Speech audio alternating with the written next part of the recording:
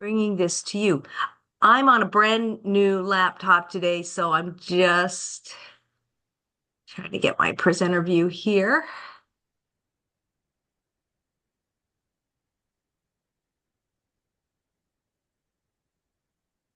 It's doing a lot of things for the first time, so it's a little bit slow.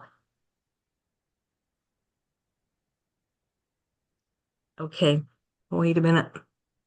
Let me stop sharing because I see two shows here.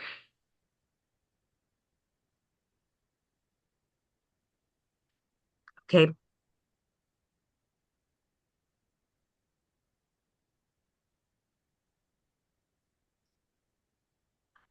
I'm seeing my slides, but are you seeing them or you're not seeing them? No, we're not seeing them as yet. We were a moment ago. Okay.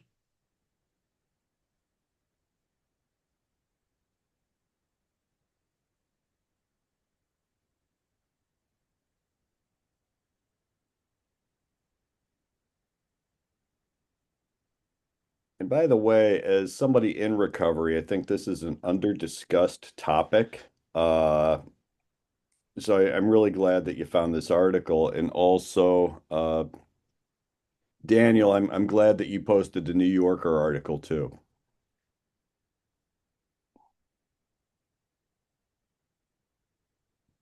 So I just have to reopen the slides. It'll take me a moment, but I can get started because honestly, these slides are almost all text, and there is a reason for that, and that is so that we can think about cue activation. This turns out to be an important concept when we're talking about the topic of non-alcoholic beverages that mirror alcohol.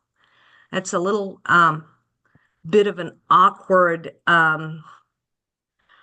name to give things, and I'm going to call them NABs, non-alcoholic beverages, but we're going to see that those have a very specific kind of definition. I am just going to get my slides up again.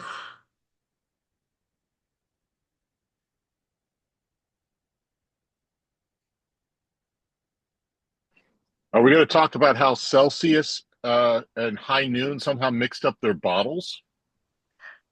No, tell us about that while I am I, ju- pulling I, things up. I just heard that the Celsius people, because it's owned by the same people, said there might have been a little screw in some of our Celsius bottles. So, Huh. the joke is, get ready for all the people saying they were drinking Celsius when they got a DUI.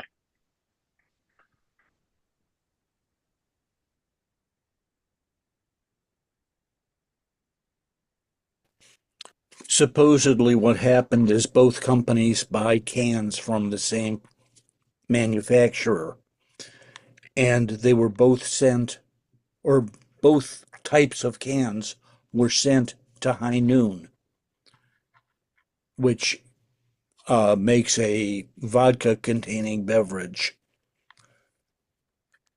And both types of cans went through the production line and were distributed to supermarkets or whatever all over, I think it was 5 different states, including Ohio. So even though High Noon does not sell Celsius, it turns out that it's in their cans, Wow. in Celsius cans. Wow. So there are many kind of things going on with these beverages, including the fact that now the market for them has increased. Many of them are produced by producers that also produce alcoholic beverages. So, and we'll see some of what the strategy is. Now you should be seeing my slides. Yes. And you're seeing references. This presentation was going to be a journal club where we were going to look at one article in detail, but it turned out there's not a lot of information that's actually data driven about this topic. I got interested in it after the pandemic when I think many people, including me, were just on social media more because of the distancing, and noticing things come up, subreddits and so on, about, gosh, I really have been drinking a lot during the pandemic and I want to decrease the amount I'm drinking. What can I do? So there are many discussion groups about these beverages, from you should use them, you shouldn't use them, to here are the best ones. And I just wonder, was there any evidence to suggest what we should tell our patients is the bottom line. So here are some of the articles that I pulled up, and we will look at them in some detail. Molly Bodring and her group are the kind of main writers. They're writing for the NIH, and there are 2 papers there. The second one is just looking at what are people doing with these beverages, and especially what are people who also drink alcohol doing with them. That there's not as much information about people who don't drink alcohol, and we'll allude to that later. But she wanted to look at, for people who are drinking alcohol, how are they using these beverages? What are they doing with them? She also has this paper that looks at, is there some evidence that we can use when we're advising patients, if patients ask us, should I use them or shouldn't I use them? The third the last 3 articles are kind of cautionary pieces, saying that even though these drinks are labeled as non-alcoholic, DeMartini is saying there's a tiny bit of alcohol in there and a case report of how that has caused a problem. Miller is asking, since these are not alcoholic beverages and are not controlled in the same way, where might they pop up in unusual situations where you wouldn't find alcohol? And could they act as a gateway drink in those situations? And Whitteman is really the person who talks the most about cue reactivity, and a concept that is important when we're trying to decide, do these beverages help people who are drinking and trying to decrease their drinking, whether they have alcohol use disorder or not? Or are they, in fact, more risky than beneficial? So here's some objectives. Defining what is an NAB that mirrors alcohol, describing risks and benefits of them in the general population, and specifically, Bodring talks about patients with liver disease and patients who use benzodiazepines and SSRIs. And there's a reason she picked those 2 populations. Describe potential benefits and risks of NABs for patients with alcohol use disorder, and appreciate the need for more powerful research to inform some evidence-based practice concerning these beverages. So what are they? They are beverages, aka drinks. But when you talk about drinks, we tend to associate a drink with an alcoholic drink. So we're calling them beverages to be more neutral. They contain 0% to 0.5% ethanol. So if you think about, wine contains 12% generally, beers might be 4 to 7%. So you could see, if there is any ethanol in these drinks, it's a very small amount. They are by definition non-intoxicating. 0.5% alcohol is an accepted limit if you produce a fruit juice, say, and you're going to sell your fruit juice. It may have up to 0.5% alcohol just by natural fermentation that happens. So you could see the amount of alcohol in these drinks is really kind of negligible, and should not induce intoxication. And when people are using them, they're not using them with the plan to become intoxicated. So I see 3 groups of these drinks. Well, really 2, because the third one's excluded. Alcohol mirrors that are imitators. So when you think about a mirror, you're thinking you're seeing an exact image of what's being reflected. So these are drinks that really seek to be as close to the product that they're trying to imitate as possible. the most successful of these products are all the beers that are available. They look like beer, they taste like beer. A biochemist explained to me that that you can make a pretty good beer without alcohol, that has all of the other components that register as beer, where it's harder to make spirits or wine in the same way because the process is different. But when you go to the supermarket, you can look in the section, and you will likely see a little section of these non-alcoholic beer products in cans that look like beer cans, often manufactured by the beer, manufacturer. And, some examples of that are Athletic is a big brand for non-alcoholic beers, and they also have alcoholic beers. Branded zero beers. So there's Heineken Zero, Guinness Zero, Peroni Zero, all kinds of brands that register when you look at the bottle like the original product.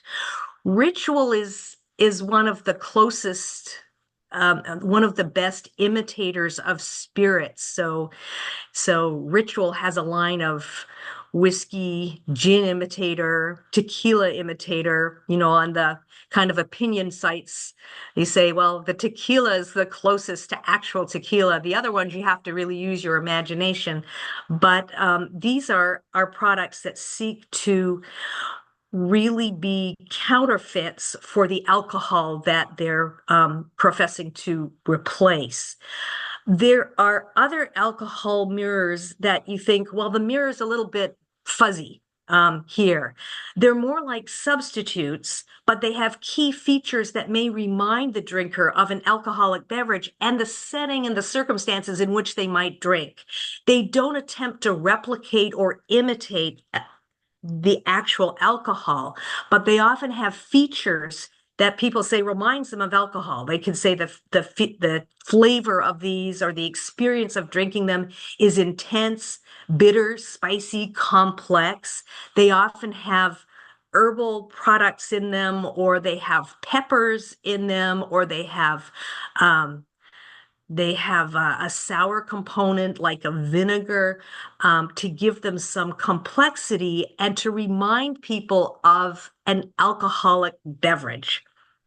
So, for example, on the sites, people were saying, well, like, yeah, I realized I was just drinking those two beers at the end of the day out of habit. I got myself some kombucha. It's fizzy. It's a little bit sour, a little bit bitter, and it tastes like there's something biological in there. Hey, so now I'm just having a glass of kombucha at the end of the day, and I don't feel so drowsy and intoxicated, and my alcohol consumption has gone way down, for example. Now, there are alcohol alternatives out there in profusion. These are beverages that contain CBD or THC, a little tiny amount of that, not enough that they are not legal. They may contain something that sort of professes to be a hallucinogen, like a little bit of mushroom biological kind of products. Ashwagandha is in some beverages. These don't qualify as non-alcoholic beverages, not because they contain alcohol, but because they're intoxicating, and they're meant to be intoxicating in some way. So those beverages are not what we're talking about today. So the World Health Organization says use has increased in recent years, but research is lacking. So let us look at this article advising patients on the use of non-alcoholic beverages that mirror alcohol, see what it has to say. Here are its methods. This is the Journal Club part. It's really just a descriptive article, and it's not one that's looking at causality, but it's just looking at, let us describe what people are interested in and maybe what they're doing. How how they defined what they were going to talk about here is that they looked at a big data source called HealthTap that comes out of Stanford. It's a publicly available health service where patients send in their anonymous questions about all kinds of different health topics, and then physicians who are involved will make a response to the question and post it up so that everybody can see the question and the response. So what she did was comb through this to see what are people asking about concerning non-alcoholic beverages. So she found three major themes that were of interest. One is, what about non-alcoholic beverages and liver disease? Do they contribute? Can people with liver disease use them? What about those beverages with psychotropic medications? Do they interact? Are they safe to use?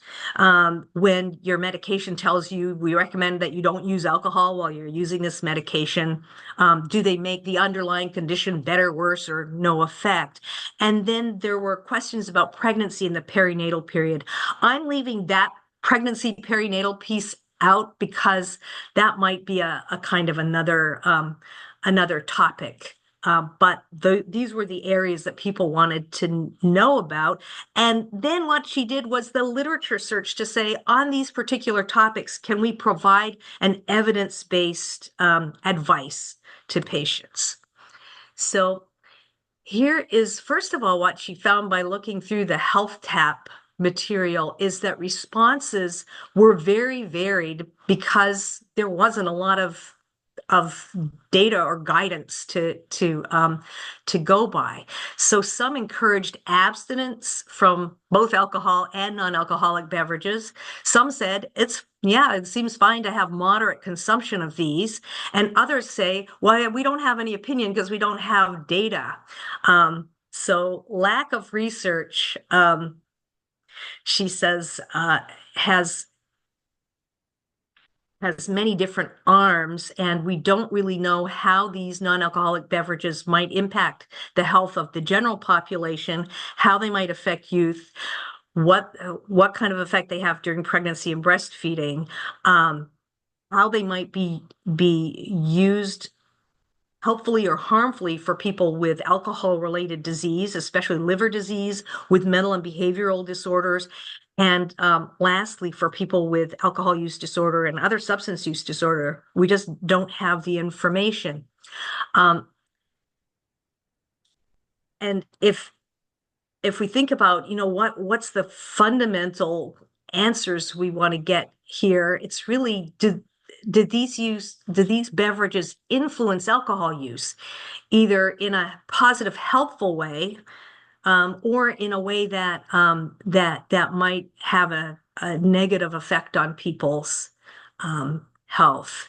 So I'm interrupting that paper to talk a little bit about Whitman and the phenomenon, the kind of mechanism of cue reactivity. You'll notice I don't have any pictures, which is unusual for me. I usually like to put some pictures in of, I could have put some near beers in, or I could have put some what the bottle of Ritual looks like, or, just kind of spiced it up a little bit. But I thought about cue reactivity and thought, I don't know everybody who's on this call, and that I would likely, in my role as a physician, want to minimize cue reactivity for patients and for other people in the general population as much as possible.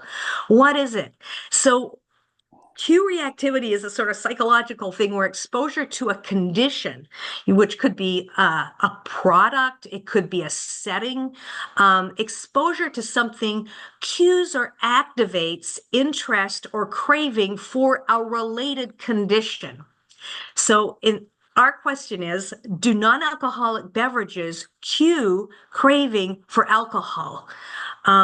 Alcohol, we know, prompts cue reactivity itself, and that not just the physical presence of alcohol or the ingestion of alcohol, but images of alcohol, images of people drinking, using alcohol, images of settings where alcohol might be enjoyable to someone who likes to drink.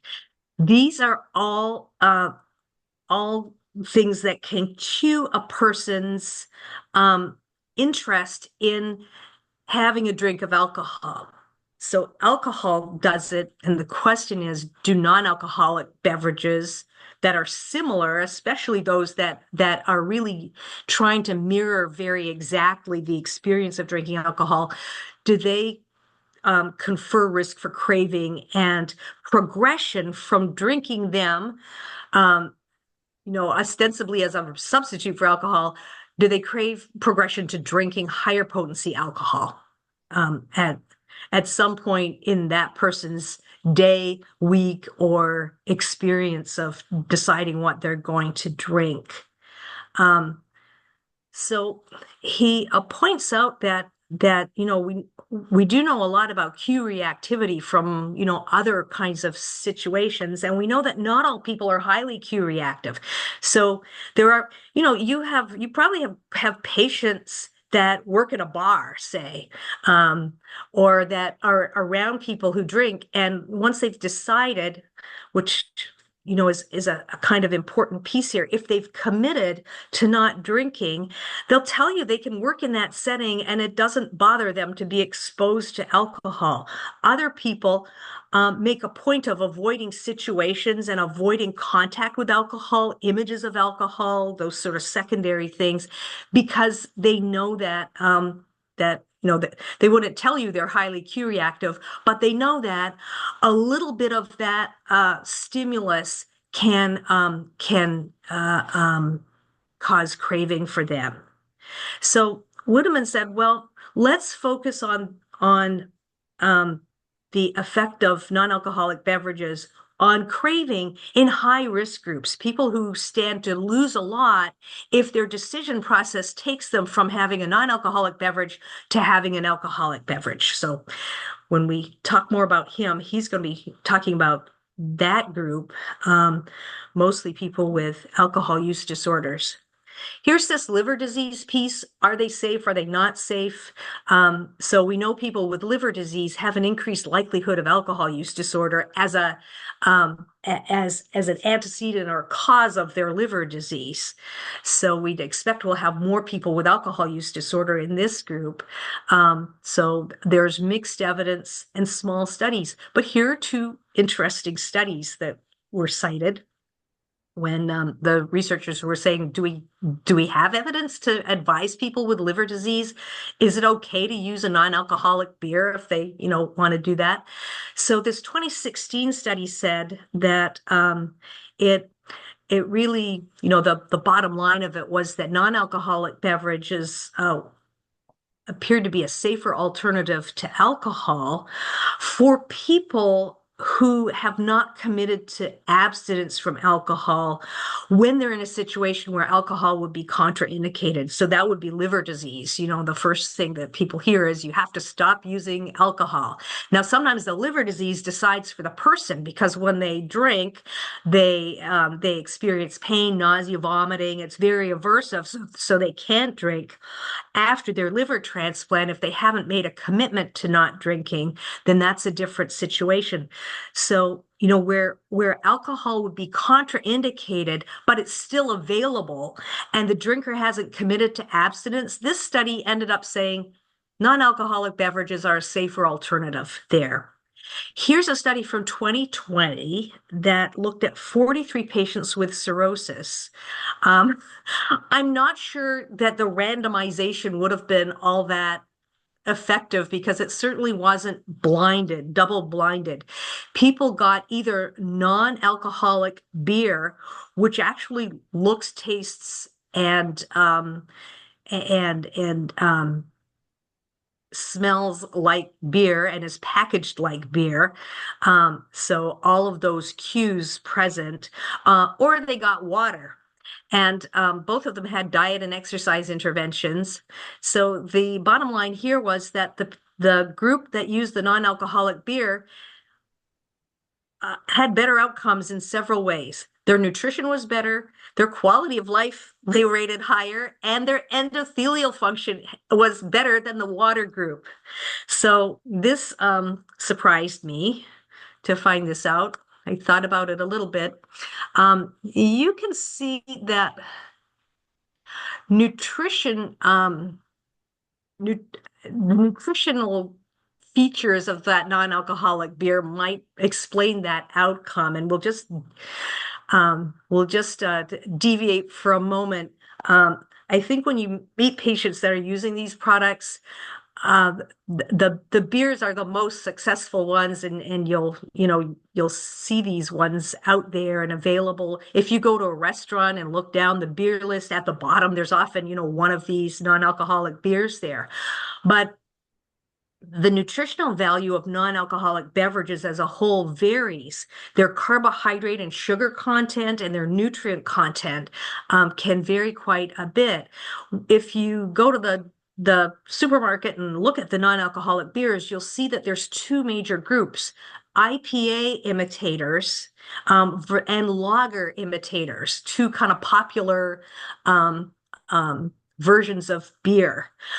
IPAs are India Pale Ales. They contain a lot of hops. That gives them this sort of perfumey, a particular taste. And then in a beer containing alcohol, there's the alcohol kind of underneath that. But depending on what beer they used in the study, they might have given people some nutritional benefits. That hops are, it's a plant product that you kind of harvest and dry, and it's used to flavor things. We mostly know it in beer, but in Europe, people will use it in baking, or they'll use hops to make medicinal products. So, it sort of has a variety of uses. But hops have antioxidant and anti-inflammatory products. They may contain potassium, magnesium, vitamin E, and other vitamins and minerals.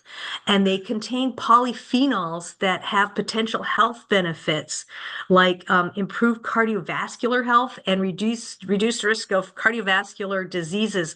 So if you think this is a group that I guess this group was also allowed to drink water, but if this is non-alcoholic beer is what they were using, and they were using a version that contains hops, they might have gotten some benefit of that. The lager imitators don't contain hops. They have more carbohydrates, but they do have less calories than beer. And for people that don't have alcohol use disorder and just want to, have a sort of a substitute drink, if they like a lager, they'll opt for the 60 calories that's in one of these lager imitators.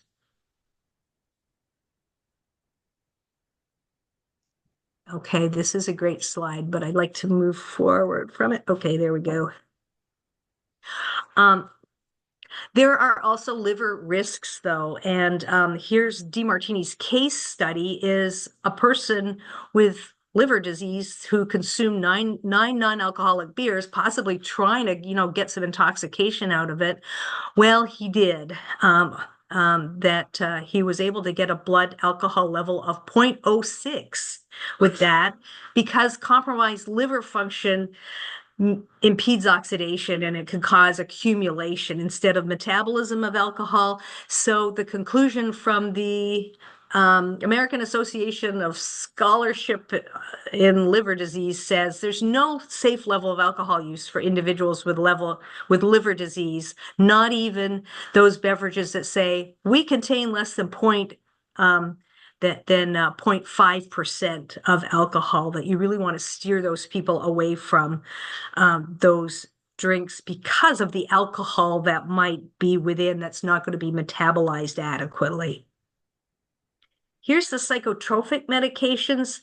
The concerns were about benzodiazepines, because we know that even a little bit of alcohol can amplify the sedating effects of those. We don't know how low that threshold is. So people are saying, should I be concerned if what I'm drinking contains 0.5% of alcohol and I also have, clonazepam or something like that? SSRIs don't have the sedating properties of benzodiazepines and have a better safety profile. But back to that Q reactivity, case reports reveal that there's an association with increased alcohol craving, sensitivity to alcohol, and blackouts. So what should we tell these groups? Based on the limited research that there is, the recommendation from Bodring is that patients with depression or anxiety that use those medications have potential for Q reactivity, and we don't know for people with benzodiazepines how much alcohol might interact, how much you need to interact. So she says, because mostly of the Q reactivity, advise those people to avoid those alcohol mirroring beverages that might lead to a transition to more potent alcohol containing drinks.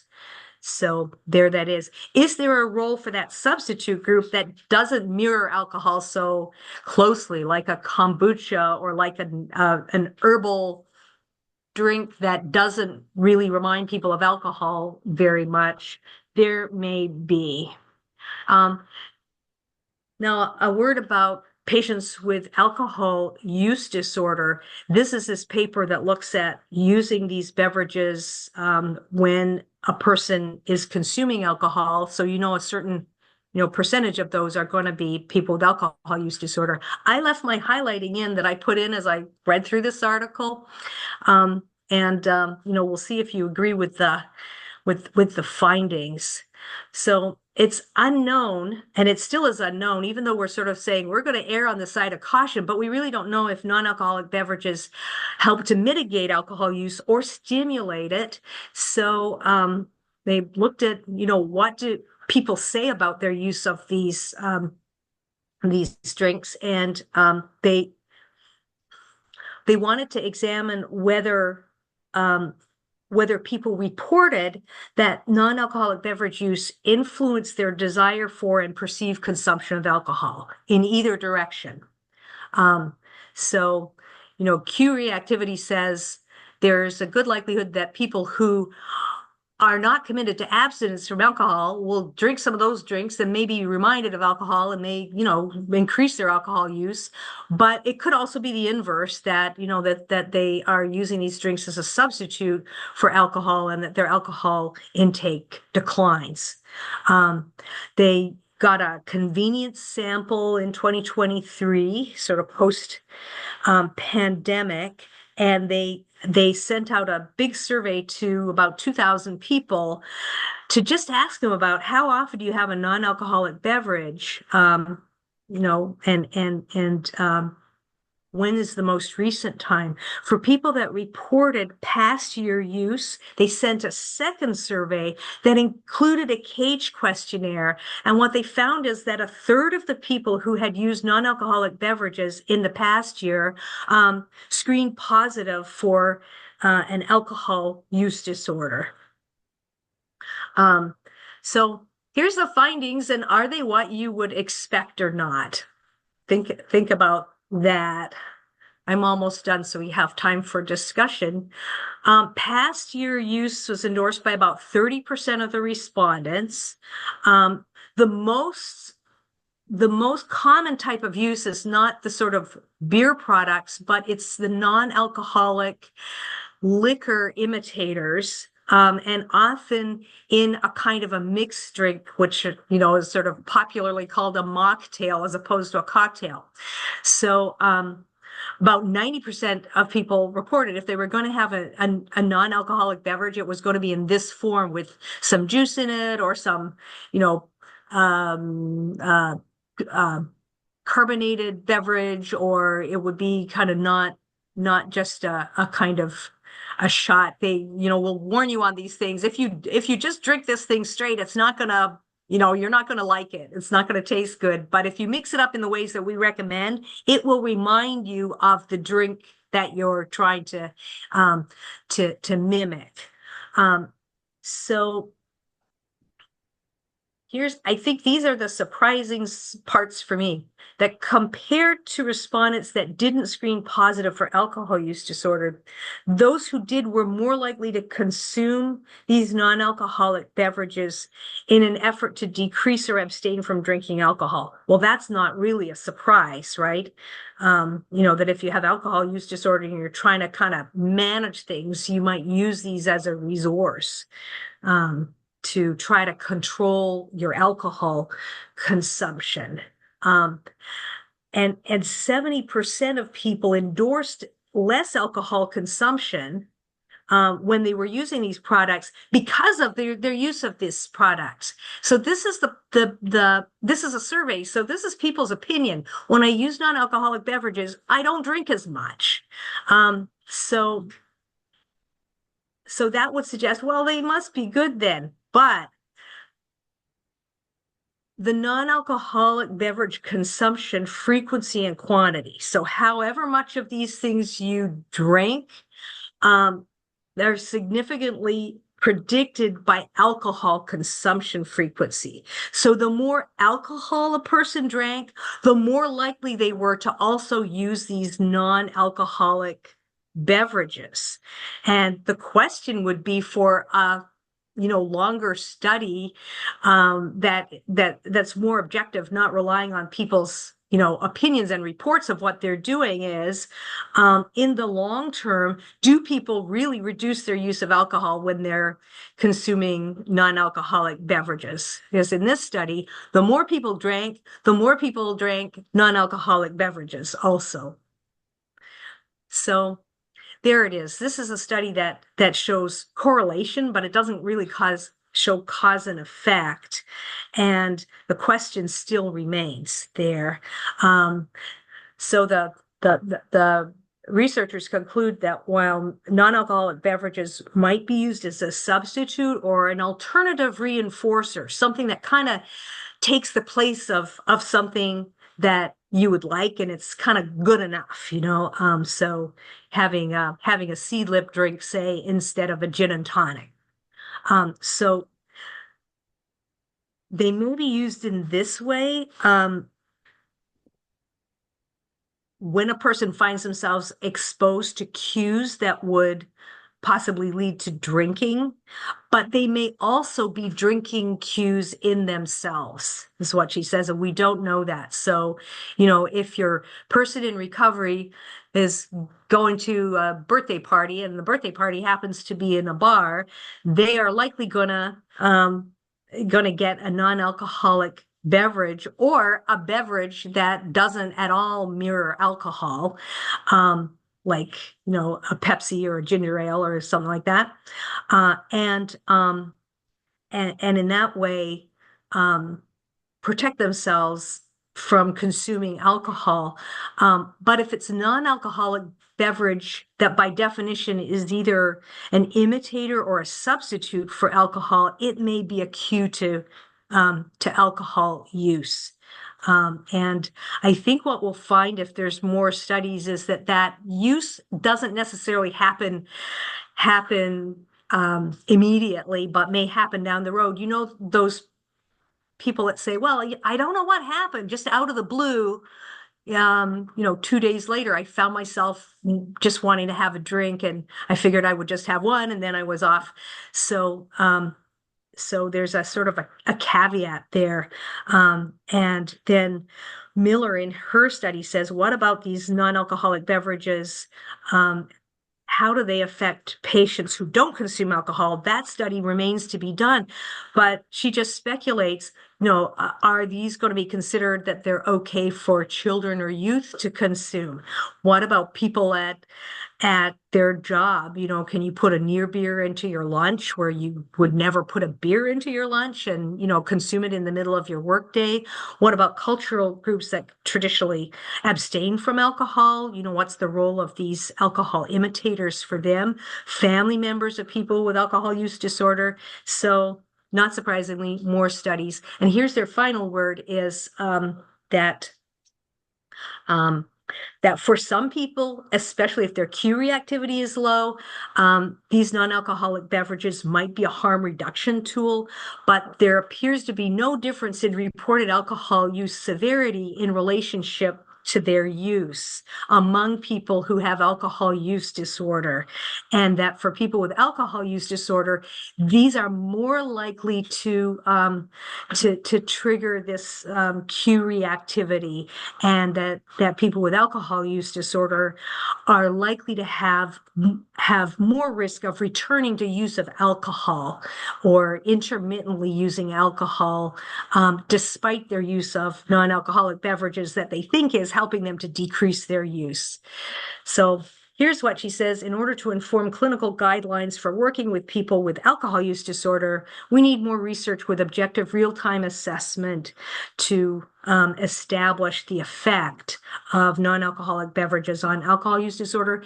These are my kind of clinical take-homes, that for people that don't have alcohol use disorder, these beverages, have really kind of come in handy. They've reduced exposure to alcohol in situations that would otherwise involve alcohol use for them. And they don't have alcohol use disorder, so they're able to, kind of choose, manipulate, and not be driven by their reward system in the same way. But for others, non-alcoholic beverages might cue alcohol use. And progression to drinking despite an intent to avoid it by using these products might signal a developing alcohol use disorder for a person. Carbohydrate and sugar in some of these things reduce the health benefits, even if there's, no or negligible alcohol. And for those with alcohol use disorders, there's a possibility of reducing harm for those people if alcohol use is an option. But we've seen that people don't really reduce their use of alcohol if they have alcohol use disorder. They just increase their use of non-alcoholic beverages. So that development of craving is an issue for them. Some people with alcohol use disorder avoid that risk by creating for themselves a special non-intoxicating beverage.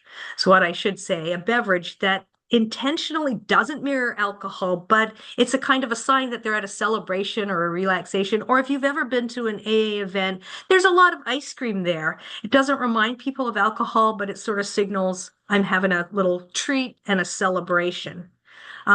So where that leaves us, there's no general recommendation for patients with alcohol use disorder. Little research on patients with opioid use disorder or other substance use disorder, if any. I couldn't find any, but I didn't look exhaustively. And then for patients with alcohol use disorder, these beverages don't protect against alcohol use. I'm going to consider my patients' goals. Are they trying to do a harm reduction thing? And, that means they maybe don't have an alcohol use disorder, or do they have an alcohol use disorder and they're still drinking and they want to try to have more control of that?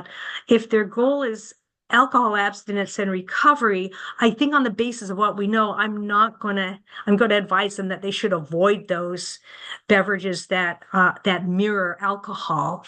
And if the person does opt to use them, I'd like to check in with them and explore what happens next after their use of that non-alcoholic beverage to see how much Q reactivity do they have and what happens next. Good role for journaling there. Here's a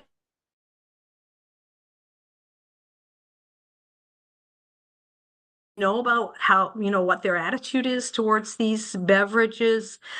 Have you seen generational differences? And then more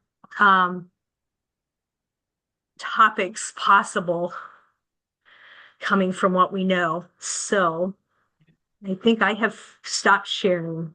So do we have any questions or comments related to Sybil's presentation?